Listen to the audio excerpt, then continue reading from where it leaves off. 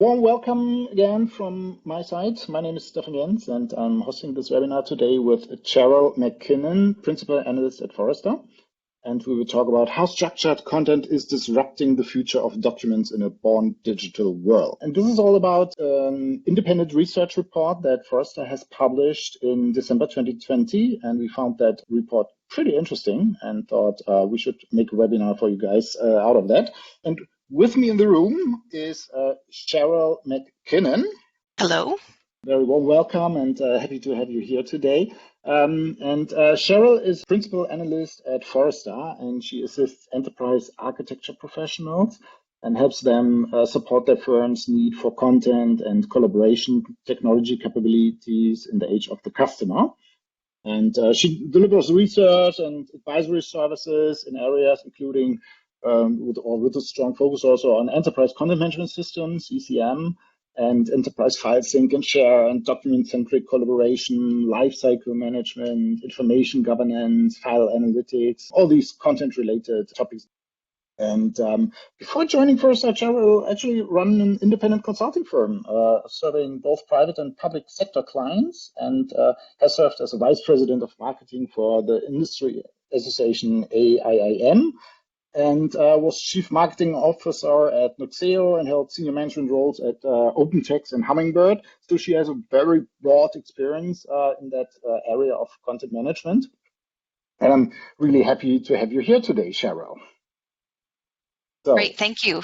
Thank you for a very warm introduction, and look forward to participating over the next hour or so. So I'll kick things off. So yes, again, thank you. This session that we're going to be presenting today, is largely based on some research we published just a few months ago, looking at the future of documents. And as Stefan very kindly overviewed, I've got a lot of background in the broad content and collaboration market. But this is something that, has really kind of caught my attention over the last couple of years. And we think about all of the different innovations and trends and disruption we've seen, the shift of content and collaboration to cloud services, the rise of intelligent content services with AI and machine learning. The one thing that we really haven't changed all that much over the last, 2 to 3 decades, in fact, is how we approach a lot of our document authoring. The way that we use our authoring tools. We're still kind of using the same model, even if we've shifted to cloud products, the way that we worked with these kinds of tools back in the 90s and even the 1980s. So let's talk a little bit about, the current state of the document lifecycle and, where there may be some opportunities to rethink some classic or traditional practices. I'll outline some of the key trends I think that are really shaping the future of documents, and the ones I think are most relevant for our topic today around thinking about more of a structured and data-centric point of view when it comes to our documents. And we'll have some interactive conversation along the way, and then we'll wrap up with some recommendations and, of course, open up to some questions. So let's open up by just thinking a little bit about the current state of documents and the work that we're doing today.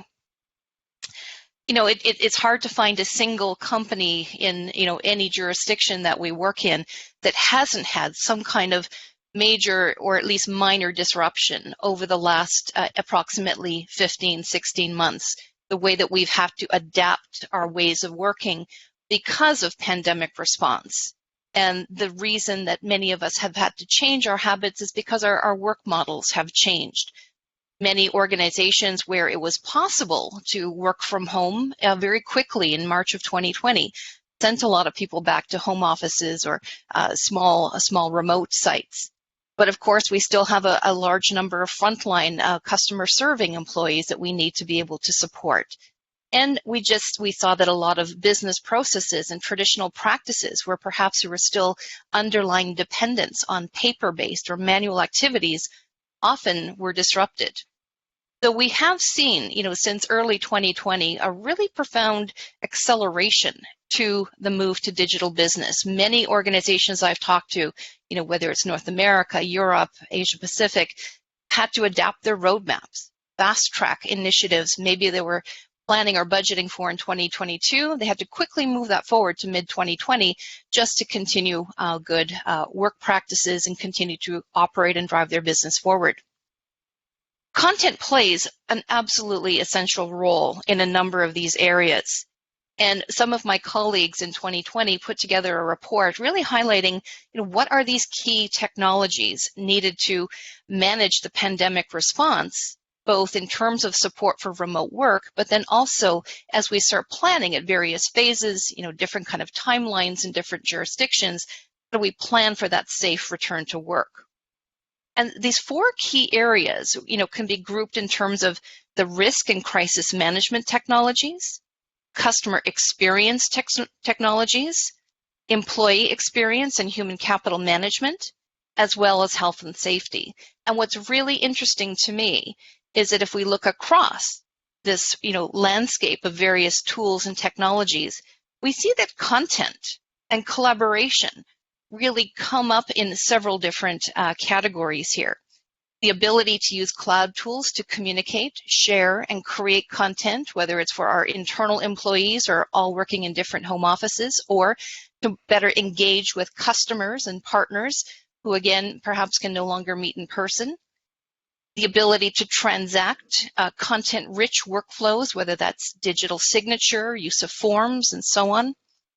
And of course, the need to protect and maintain information, health and safety communication practices, and so on. So in several areas, we do see that these are some of the fundamental technologies that help underpin pandemic response, remote work, as well as a safe return to work. Now, if we think about the foundation that we're laying for content creation, document creation, the management of it, the collaboration practices and processes around it, we really do have to think long-term, because the foundation that we laid in 2020 and early 2021 may actually be here for the foreseeable future for a number of organizations. In some of our research, I'm very lucky at Forrester to work with a team of data and analytics professionals who do very large-scale surveys year over year and take the pulse of decision makers, both from a business and technology point of view. And in some of our pandemic era data, we found that 48% of influencers who made technology buying decisions actually expect their organization to permanently maintain a higher rate of full-time remote employees even after the worst of the pandemic response is over. The practices, the habits, the technology investments we've made over the last year, year and a half, many of these investments and practices will be here to stay. Earlier this year, I published an annual report. I like to take a look at the 5 key trends that are shaping the broader content management market. I'll just step through them quickly here because I think it's the 5th one that we really want to spend some time on here today.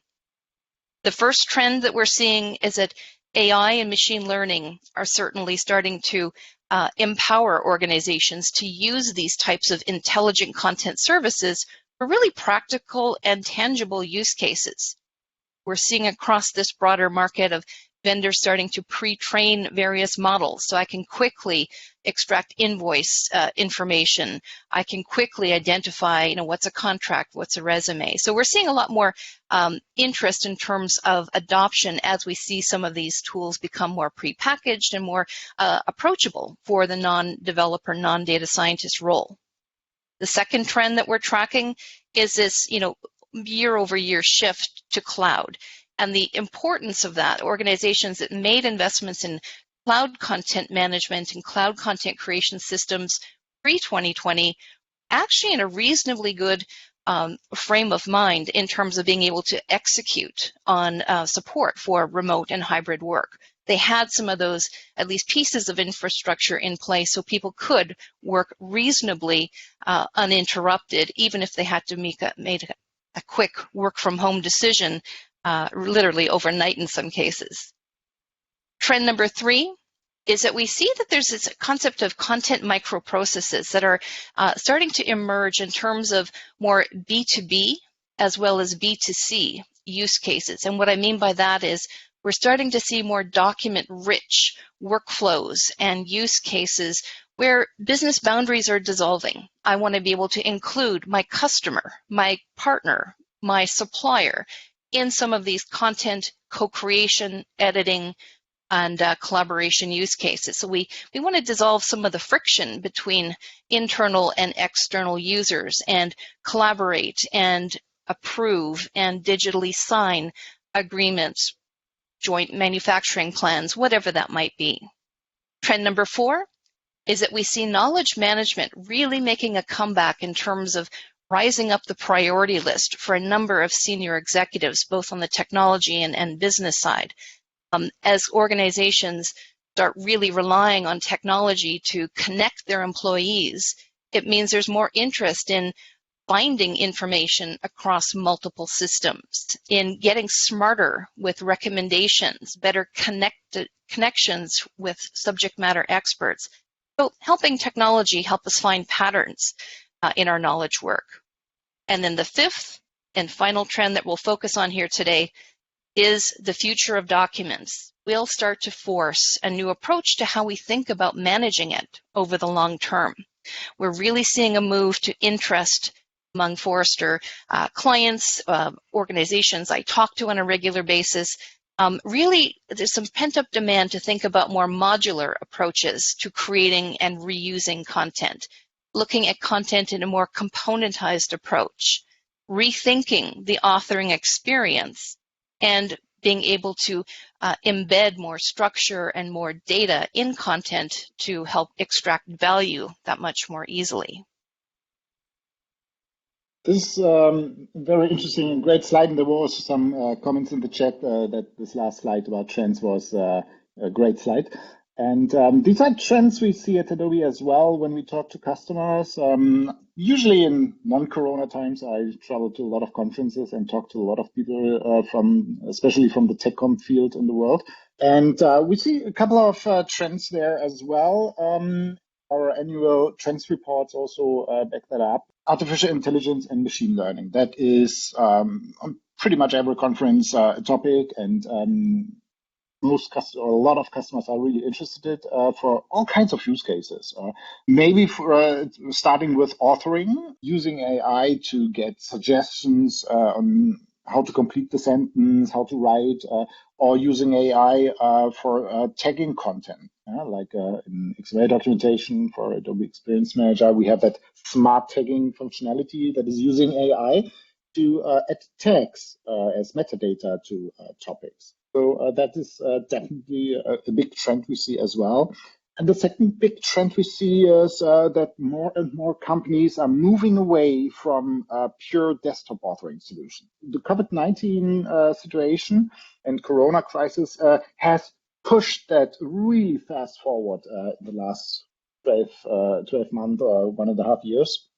And more and more companies are going away from that pure desktop authoring approach to cloud-based authoring approach. And what they need for that are, of course, resilient, as you called it, cloud content platforms and cloud-native platforms where they can collaborate with each other in a remote environment, because everyone was sitting in their home office, right? And if you have a pure desktop solution for authoring content, then you are a little bit in a trouble in these days because you have to send them around by email, leave the system, go to another tool, share your content there, and collect the feedback from your colleagues, or even share at the end of the day. You're sitting in that time zone. At the end of the day, you share your document with your colleague by zipping it and sending it around by email so that your colleague can continue to work on it. Things like that. All these kind of scenarios, all these tools and processes are going away. We see that very clearly. More and more companies are moving to cloud solutions and collaboration platforms enterprise-wide, where all the departments like marketing, technical documentation, and so on, they're all sitting on the same cloud-based solution, cloud-native platform like Adobe Experience Manager, and collaborate there and do all the work from asset management to authoring the marketing content, authoring the technical documentation content and technical communication content, long-form content. And the third trend we very clearly see from drops to drips.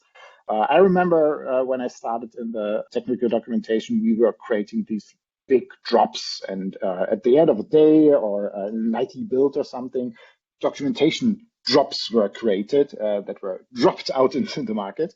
This is completely going away as well. I just had today a meeting with a customer, and we were talking about digital content that is going away from these long 1,000-page long catalogs and 1,000-page long technical documentations into smaller chunks of content, small snippets that can be reused, that can be centrally managed and translated and reviewed and everything, then reused across all kinds of documentations and across all kinds of output channels and across all kinds of audiences that you're addressing.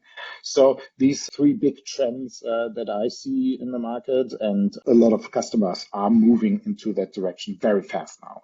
Yeah, some very good points there, and we've got some data to back up some of these observations as well.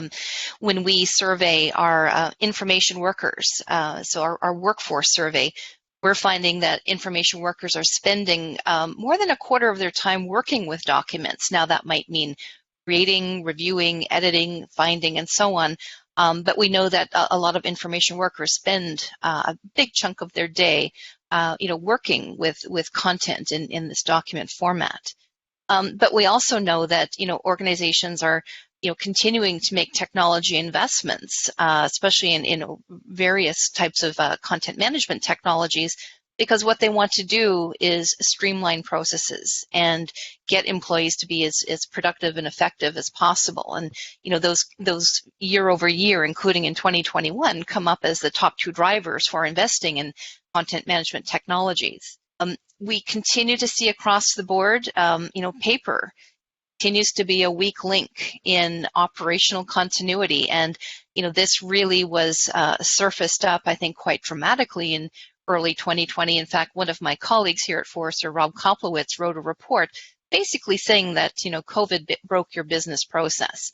And, anything that had a large dependency on paper or manual-based transactions, certainly, showed up as a gap that needed to be quickly addressed in order to keep business moving. And, even as organizations, improve their shift away from paper to more digital first, even some digital formats themselves, lack easily usable data that you might want to, use in some downstream activities. And, there's still a predominance as we look at early stages of digitization projects where we may go from paper to a static format. And yes, in theory, we're digital, but we're not data-centric in some of those formats. And we still need to use technology to extract out that useful data to then take it into some kind of analytics or downstream application. So there's still work to be done here.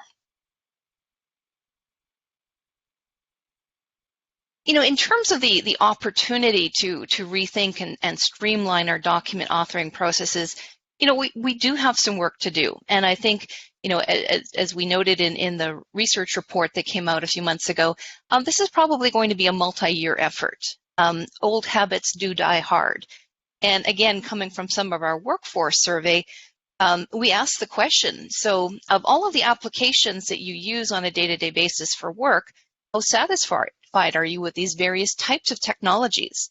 And, what's quite interesting is that our office productivity tools come up right at the top of the list in terms of the highest level of satisfaction. People love their word processing tools, their spreadsheets, their email, calendars, because they're very kind of precise in terms of their mission, their purpose. There's a strong level of familiarity. We've been using similar tools for a number of years, and so they rise to the top of the satisfaction list. So, I think as we think about the future of documents and want to bring a more data-centric, more structured point of view to the table to ease our, overall document lifecycle workflows, we will have to think through what does that mean for the information workers that are primarily document creators or reusers, and make sure that we're looking at the right kind of tools and approaches that are going to be comfortable for their use cases. As I mentioned earlier, information workers spend a lot of time with documents, and in order to keep business flowing in terms of executing, delivering goods and services, we know that we need to work with customers. And when we asked information workers who were customer-centric, those who do collaborate with clients or patients or customers, we see that a good chunk of their time are spent, 22% spend their time reviewing documents in conjunction with their clients. 20% spend time editing documents along with their clients. And 14% actually collaborate directly to author various types of documents, presentations, and so on. So anyone who's customer-facing, tends to be have a lot of document requirements at their fingertips. And I think what's also really important is we think about access to information, the comfort with the tools that we're providing our employees. We do need to think through this carefully. Some of my colleagues have gone in and done some very deep research into the broad employee experience, and in fact in 2019 released the first edition of the Employee Experience Index. And one of the questions we looked at was, how do employees who self-describe themselves as highly engaged in their work, so they're satisfied, they're active, they're enthusiastic, there's no plans on leaving the organization, what are some of the things that they appreciate most about their work environment? And the data chart to the right-hand side tells us that there's typically a high degree of the relationship between employees who are highly engaged in their work and their high satisfaction level with, for example, the collaboration technologies that they're provided. Employees that are considered highly engaged actually rank these as 90% satisfied versus those that are low engagement in their work environment, 24%. So quite a dramatic difference there in terms of satisfaction level with these kinds of tools. Even more importantly, 92% of those employees who describe themselves as highly engaged in their work environment are satisfied that they have access to the information that they need to do their job, versus 29% of those employees who self-describe as a low level of engagement. So there are some, strong signals here that tell us that the ability to work collaboratively, to find documents, to get access to that information in a structured, organized fashion, again, an important pillar towards building a more highly engaged work environment. Let's change gears a little bit and talk a little bit about some of the trends and factors in the market that's shaping the future of documents today. The first thing I'll say is that when I'm on a customer calls, and a big day in the life of the analyst is in fact on calls with our enterprise as well as vendor clients, understanding what their roadmaps are, helping guide them to make better decisions. For the last year or so, I really have been hearing a level of customer frustration starting to rise when it comes to that very first part of the document lifecycle, that ability to create and use the content. Some of the themes that I'm hearing in customer conversations, first off, working with large static formats alone can no longer fit the needs of all of the consumers of the content and all the diverse delivery channels we now have. So we may have a group of employees or even external customers who have preferences. Some do want the large, 100-page PDF technical guide. That's the way they prefer to consume content. But others may prefer small chunks served up through a mobile app or other kind of delivery channel. So we need to think about flexibility here and the ability to serve different preferences and needs. We do hear from content owners and authors that they often want to think more in a componentized fashion. Think about shorter form content that could be reassembled or repackaged for different audiences. This is where we start running into some limitations with some of the traditional authoring tools that are widely deployed. I hear the term create once, reuse many, or create once, publish everywhere, especially in regulated industries. And while we see some of that happening more on the externally facing content with customer experience and digital experience platform tools, we also have that pent-up demand for the internal audiences as well. We want to be able to use some of those emerging practices to serve our employees, whether it's policy documents, whether it's internal research. There's a whole range of content types that could be better served with some of these approaches that we tend to see more in the world of externally facing content. Especially in the last, I'd say, year and a half, we're seeing a real interest in extracting value, meaning data or some kind of knowledge be extracted from documents. We have to do that after the fact today, meaning requiring investment in tools such as intelligent document processing tools, AI machine learning tools, advanced OCR tools to pull out that useful data from a static format. If we could do more of that embedding of that useful data up front, it would reduce some of the burden on the content consumer more downstream. And increasingly, hearing about pent-up interest and more desire to structure and organize content more effectively. I think we've got gaps in a lot of organizations in terms of really understanding concepts like information architecture and thinking through things like metadata.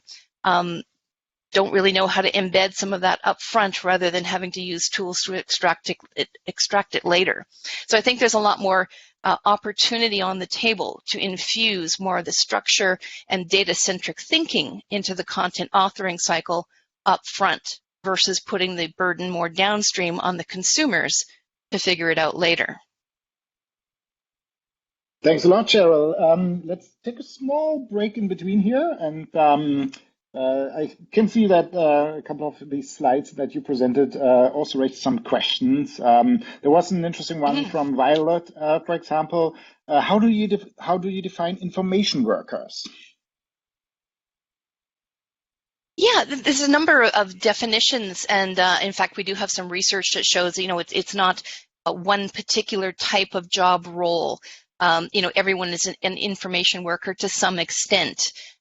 We all need to use and consume content in some way. So there really are, different classes or categories of information workers. Traditionally, we think of information workers as those sitting behind a desktop or laptop. But increasingly, we do see the need for thinking about information workers as those that are customer-facing, field-facing, out in the field, because they need access to information to do safe contactless delivery or understand that there's changing policies that might be updated on a daily basis. So, we do see that as kind of a bit of a sliding scale. There's no definition that excludes particular classes of employees. There were some really interesting use cases. We had one use case from a company in Germany, a wood processing company, and they create these big, large machines where you put a tree on one side, and at the end of the machine, 500 meters later, you get a window frame out of it. So they do really fancy stuff with their content. They author it in data, enrich it with metadata, and have, for example, a maintenance cycle table in that technical documentation. And the machine, in an Industry 4.0 scenario, the machine is pulling out the information. Oh, when is my next maintenance cycle? They pull that information out of the technical documentation, which is then stored and hosted in SAP. So that's a completely new use case of what you do with technical content, that the machine is getting some information out of the technical documentation that a human has produced. So these are completely new use cases and new ways. And when we think about what is happening there, it basically means the content consumer is no longer just a human. The content consumer can also be a chatbot. It can also be even a machine in the field. And that brings me also a little bit to that question from Scott Stockwell in the Q&A pod.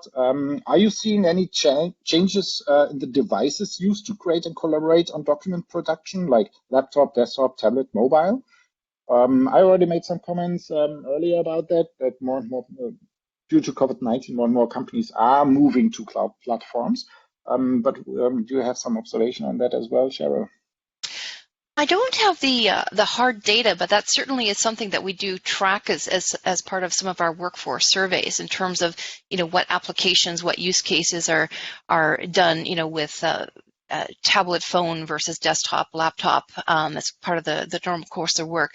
I would say that across a few areas of my coverage area, interest in mobile certainly has risen over the last year, particularly when trying to reach and communicate with and get input from frontline workers. Those are still out in the field, making sure that they're looped in and providing, whether it's providing structured feedback to observing what they're seeing, to making sure they can appropriately consume content on their mobile devices. Right.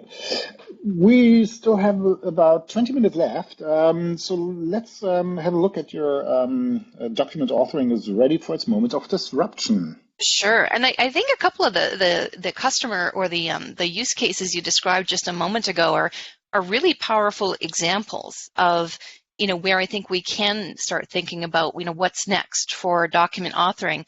And I think you hit on a really important point that we also raised here, is that the audience for the document is no longer just another human's eyes. It could be an API, it could be a downstream enterprise application, could be an IoT use case. So I think that's part of the first area of potential rethinking of how we author, is really understanding who is that end audience. Is it just another human, or is it another application or API or IoT? Because that will start to change how we think about structuring the information and what format we end up delivering in. So, I think we are now on that brink where it's time to rethink where we author, how we author, and really start to understand who our new audiences are for that content. I think we are at this inflection point, for a couple of the reasons that we just mentioned. But, a word I learned a few years ago was skeuomorphism. And when I heard that word for the very first time, I think it was in the context of new iOS operating system design changes, years ago. But it means that we are kind of trapped in the thinking of looking at a digital representation and having it mimic its physical twin, essentially. And if we think about the world of documents, and so many of the vocabulary, the metaphor that we use to describe how we create, manage, and author content, we're still very much rooted in this mental model of paper. We still measure our content in pages. We still think about files and folders and labels. We haven't really left the world of paper, even if we have been working predominantly digital first for a couple of decades. Our mental model still has not left the era of paper. And I think, maybe this is one of the first next steps we need to take to get to more of that data-centric view and away from that paper-centric view. One of the thing that kind of drives me crazy when I hear it, sometimes there'll be a news headline or a news report about some big legal case, or perhaps a freedom of information request in a public sector environment. And they'll describe, thousands of pages of emails. Well, why are we measuring emails in terms of pages, right? They were never created to be represented that way, and yet that's the mental model we think of when we try to imagine the volume. We don't think about gigabytes or terabytes, still thinking in the world of pages. So again, I think we all still have to overcome some of that thinking to really make that next step. So I think, organizations do want innovation. They aren't necessarily always sure where to turn first. So there are some new risks. So if we start thinking about using some new technologies, or thinking about more componentized approaches to creating content, reusing it multiple ways, governance may get messy for a period of time. How do I know where a particular chunk of text or an image has been used? Do I have that insight to know? So if I make a change in one place, will it trickle through to 4 or 5 other places? And what does that mean from a governance or compliance or records retention point of view? Is that going to be something we need to rethink again? So prepare for some potential challenges there. Existing content management systems are very well architected when documents are files. But when documents are no longer files, but perhaps chunks of text, blobs in a database, Some of the mainstream repository vendors that we see today may need to adapt their architectures. And, we do see that there are some niche solutions out in the market that can solve some of these challenges that we've talked about already today. But there may not be, information workers may not be ready to leave their comfort zone in terms of their preferences for common authoring tools. Are they going to be too hard to learn? Are they too complex? But if we take a look at, are there opportunities to hide some of the complexity of componentized or structured or data-first driven content? Better user experiences, I think, are certainly one area we can hope for. So by 2027, this is kind of our prediction, we will start to see some more, not necessarily a wholesale change, but the first level of adoption in some of these new ways of thinking about content.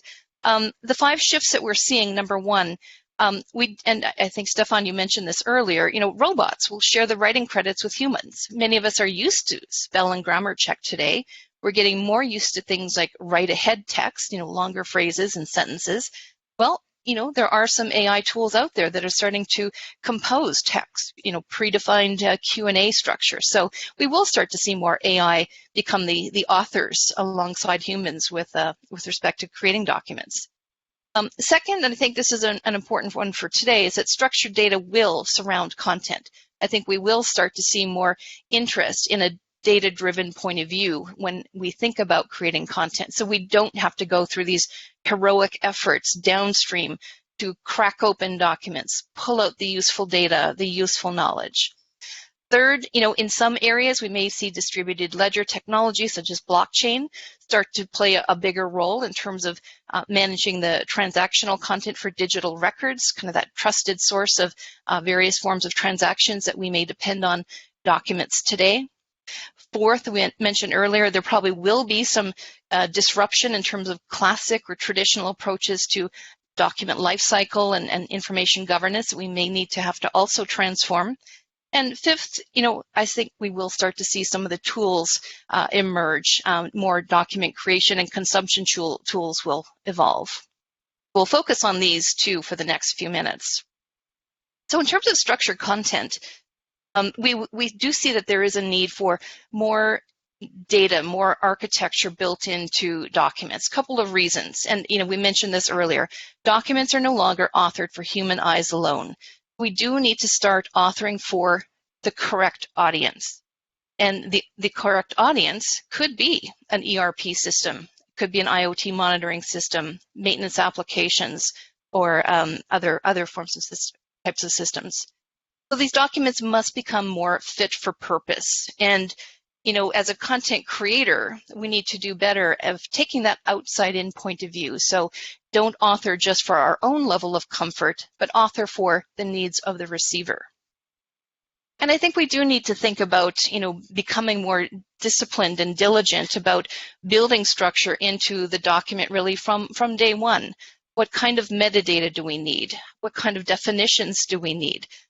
Can we ship or export structured data along with the so-called unstructured information as part of a document? So stop pushing the burden of data and knowledge extraction to the document receiver, but because right now we're kind of causing customers to go out and invest in expensive AI, machine learning tools to crack open. The term content fracking is something I've been using, blowing apart large monolithic documents to get at those useful nuggets of data, but it's expensive and there could be some waste around there as well. And the second key theme, I think, for today's session is that, we will start to see some evolution in terms of the creation and consumption habits and patterns.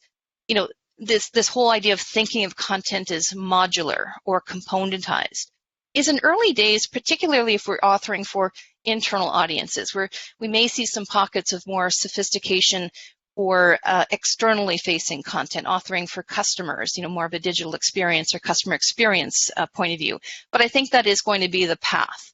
I also cover related markets, around, better knowledge management and, kind of the modernization of the corporate intranet. And there's so much opportunity to rethink how we author for those use cases here.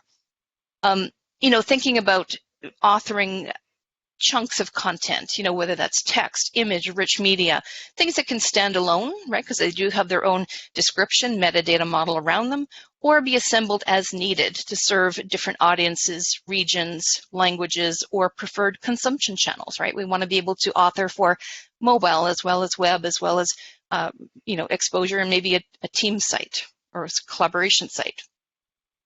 So we are seeing, success with some of this modular componentized approach in related markets. And I think the opportunity to bring some of that forward into more mainstream document creation tactics are there. Things like we look to adjacent markets such as the technical document management market, strong heritage of using structured approaches such as DITA and other, technical standards we see in aerospace and others.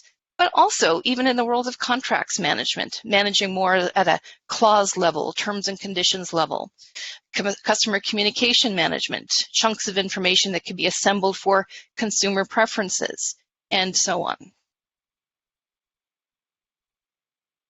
So quickly wrap up with a few recommendations. Look for inspiration in adjacent markets and test out what might work for your organization.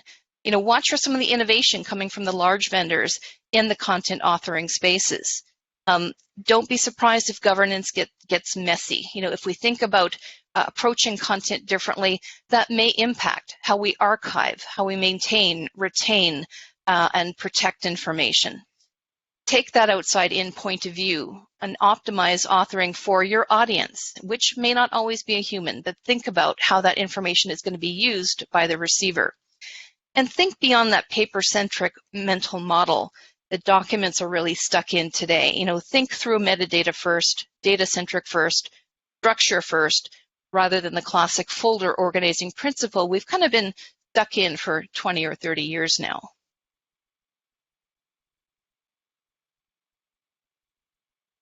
Thanks a lot, Cheryl. Well, a lot of things to think about. We have a couple of questions in the Q&A part, among them some pretty interesting ones, I think, that we definitely will discuss. But let me first do a little bit, or try a little bit of a summary of what we went through today. So we were talking about the current state of the document life cycle and the factors shaping the future of documents. And in the end, we had some recommendations.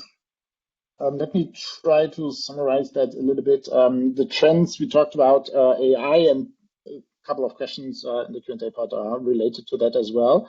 We talked about resilience and cloud platforms and content microprocesses and knowledge management. The future of documents how it will force a new approach to content management, more modular, more componentized content. Rethinking the authoring experience. We talked about how AI can assist authors, for example, in writing as well, suggestions and things like that. We talked about information workers and that they actually often feel quite comfortable in their traditional tools like Word and Excel and email and calendars and presentation tools, etc. And we're asking the question, is that difficult? And there's an interesting question here also in the Q&A pod that is asking, how can we seduce authors to move away from that classic Wysiwyg thinking and adopt new ways of creating content and think in different ways how to create content and approach that. So that's an interesting question to you also a little bit. Jan Benedictus was asking that, what is needed to seduce authors to move away from Wysiwyg? And I think that's a change management question as well, right? It is, and I think there's two things I would focus on. One is, paint the picture of the benefits, by investing a little bit of effort in, learning something new. What will be those downstream benefits in terms of, time saved, productivity, more accurate communication and distribution? So that certainly is one. Where can this really help someone's day-to-day job, especially with the document authoring point of view? But I think the other area is, are there ways of hiding some of the complexity and some of the tools that have been in the market for a number of years? One may have been exposed to a heavy technical editor years ago and maybe feels intimidated, right? The usability isn't there. Something like their current Office suite is more of a comfort zone. So are there ways, from a tool perspective and even from a vendor perspective of, just disguising or hiding some of that background complexity so that, we don't have to expose end users to, a lot of the background structure necessarily, but just, guide them in terms of where they create their compelling, useful, data-driven content? I would also say that an authoring environment needs to be charming in a way and enchanting and nice looking and with a nice UI and things like that. We were talking a lot about the authoring perspective itself from the content creator perspective, but we also talked about the customer perspective, the content consumer perspective. They are struggling with large static formats and these big chunks of content, and they want to have more componentized, shorter form content that can be assembled and repackaged for different audiences. They want to have the content distributed to all kinds of channels, and content consumers, we also analyzed, are not only human beings anymore, but also machines and systems. We think of Industry 4.0 scenarios or Internet of Things scenarios, things like that. And we quickly talked about skeuomorphism. And Cheryl, there was a comment in the chat where someone suggested that skeuomorphism concepts also help people to adopt to concepts more easily and understand them more easy. I think that's an interesting point. I understand that I had that mental model of paper, and you were coming from that direction that we say we need to get rid of that paper in our head and that static page if we think of content today. But still we see the save icon, the typical save disk, floppy disk icon was mentioned a couple of times here in the chat as well. So there are also these kinds of transportations of physical objects into a virtual world that help people also to adopt. So maybe instead of flipping or dropping skeuomorphism as a concept as such, I think it helps if we think about how can we transport that new idea of content, that more modular content and that smaller chunks of content. We need to come up with new skeuomorphisms for that. So maybe that is. I think that's an extremely good observation, because and that actually was the original intent of that design concept, was to build that. It was a bridging tool, a training tool that okay, here's my garbage can that I put my discarded paper into. Well, let's bring that into our digital interface as a way to delete. Similarly with the save in the diskette. But really, when was the last time any of us touched a diskette? Let's think about that. I mean, so I think maybe we're at that point, and maybe that's part of moving forward is, which of these can we leave behind? Because new entrants into the workforce may have never seen these objects before. We also talked about the 5 major shifts that will occur as documents evolve. Robots will share and write content, you said. Structured content is definitely there to surround content in the future as well, and to enrich it with intelligence. We talked about distributed technologies, blockchain, things like that, that will hold transaction context for digital records. Governance and lifecycle management is one big area for the future as well.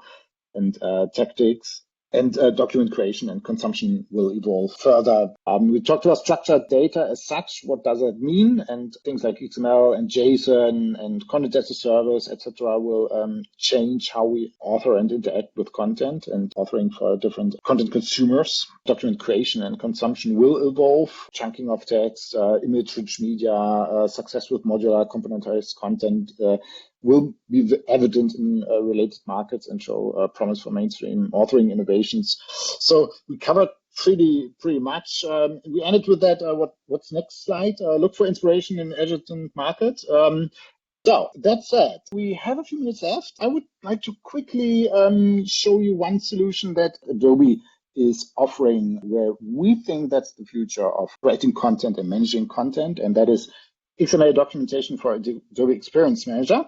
It's a component content management system. It's based on DIDA, and it provides structured content management and artificial intelligence based on Adobe Sensei, Adobe's AI engine, to author and manage and deliver content and create personalized content experiences for product documentation, policies and procedures, long-form marketing content, and much more, and even for marketing content increasingly. And documentation and IT leaders can drive higher return on investment from content with this complete end-to-end solution, which is scalable, agile, and of course, cloud native. Let me show you a quick overview diagram. XML documentation for Adobe Experience Manager has these three big pillars, so to say. It starts with migrating content.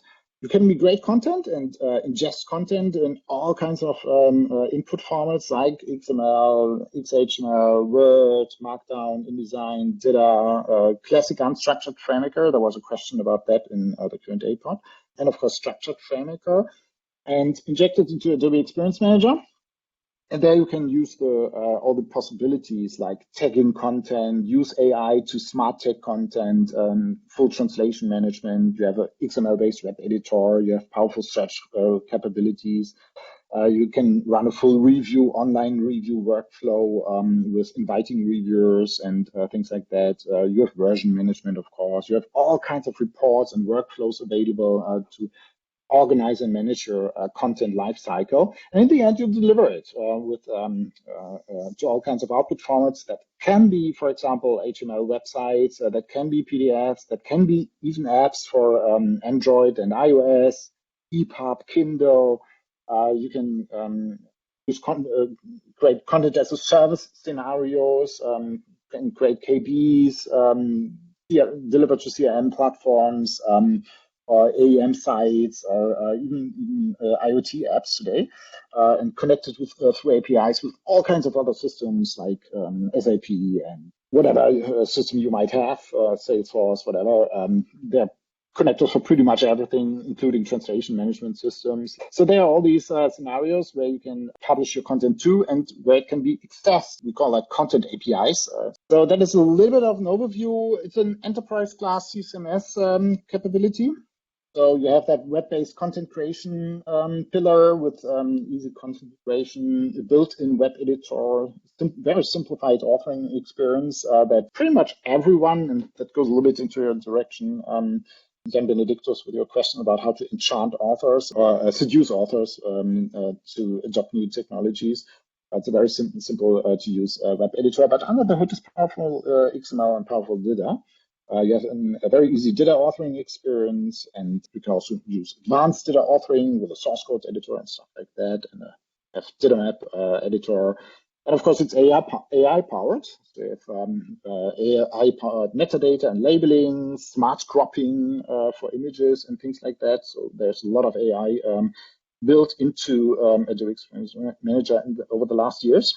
And you have structured content management. You have advanced digital asset management built in, translation management, link dependency management, and I call it a content grid or content net, how the content is connected with each other, which modules which referred by which one and referring to which one. So this kind of content nets you have. And of course, version management and branching and all that, and API support. And all these web-driven workflows for review and collaboration, and in the end, these omni-channel content experiences, how to deliver your content to the end user, to the machine, the system, or a human being that is consuming that content on whatever device. Let me jump to the Q&A, Cheryl. We are already 5 minutes over time, but we have really good questions here, and I would hate to skip them. Vish was asking, AI and machine learning algorithms create content as good as humans today. I'm not so sure about that, actually, Vish. They got close, but not as good as human beings are. Do you think it could have huge adoption down the line from IT to the publishing industry, that maybe in the future more and more AI and machine learning engines will create the content for us? I think we're in very, very early days, but we are starting to trust, as I mentioned earlier, things like type ahead more and more. The systems we use start to understand a little bit more about our writing styles and habits and kind of continue to learn from that. So I think there'll be, incremental acceptance and improvement as some of these, little nudges come into some of our Office tools. And, with things that are, more routine in nature, invoices, receipts, and so on, we're starting to see a reasonably good accuracy level in terms of pre-trained models, at the human eye level or slightly above with even just a few dozen examples. There's one question from Camille van Buren. What are your thoughts on the influence of headless content management technologies on the evolvement of documents?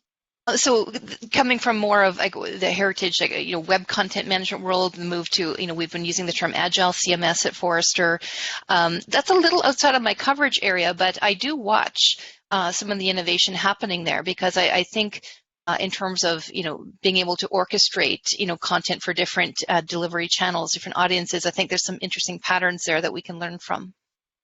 There was one question I would like to cover as well, accessibility. How does accessibility fit into the future of documents? And I think that fits perfectly.